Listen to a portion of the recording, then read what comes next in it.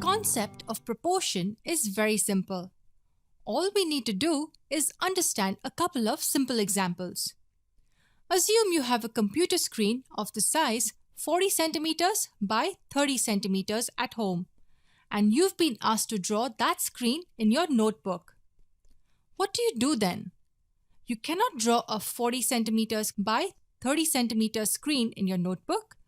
Your notebook would be too small for that. So what you do is scale the size down.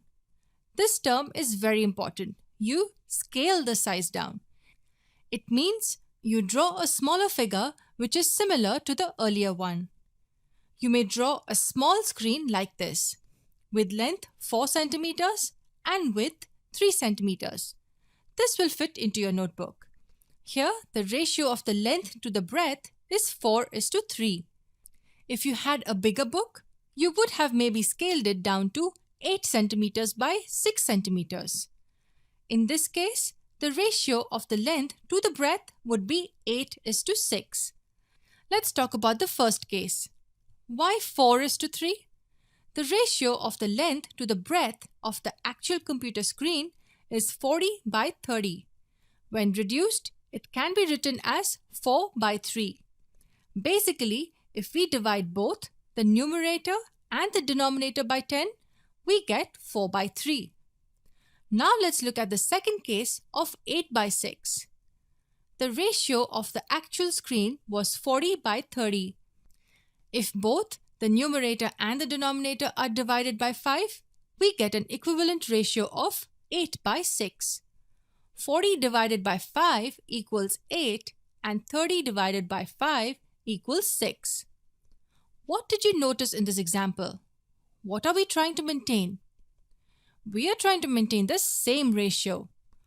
All the three ratios, 40 by 30, 4/3, and 8/6, are actually equal.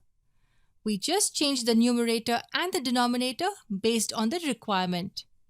Here, we had to draw a smaller screen, and hence we reduced the numerator and the denominator proportionally. That's proportion. It's nothing but equivalent ratios.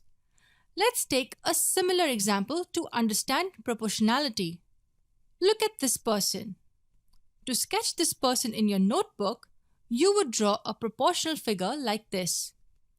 All the elements, his height, his width, his hands, his legs, have been proportionally reduced. What if we would have drawn the figure like this? It can clearly be seen that this sketch is not proportional to the original person. Since it's not in proportion, the sketch seems to be a fatter person even though the person is lean and tall. This is all you had to understand in the topic of proportion. Now let's get back to our first example. Since 40 by 30 and 4/3 are equal ratios, we say that 40 by 30 and 4/3 are in proportion.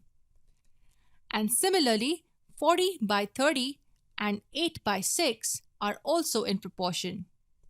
If you observed well, you'd say even these two ratios are equal. If we divide the numerator and the denominator of this ratio by 2, we get 4/3. Hence, we say that the ratios 4/3 and 8/6 are also in proportion. There's a special way to write it. We write it as 4:3, 2:, and 8:6. 4:3 simply is the ratio 4/3, and 8:6 is the ratio 8/6. And these two colons in between are used to denote equal ratios. It tells us that this ratio is equal to this ratio. Remember, proportion simply means equivalent ratios. And this symbol means the same as or equal to. So this can be read as 4:3 is the same as 8:6.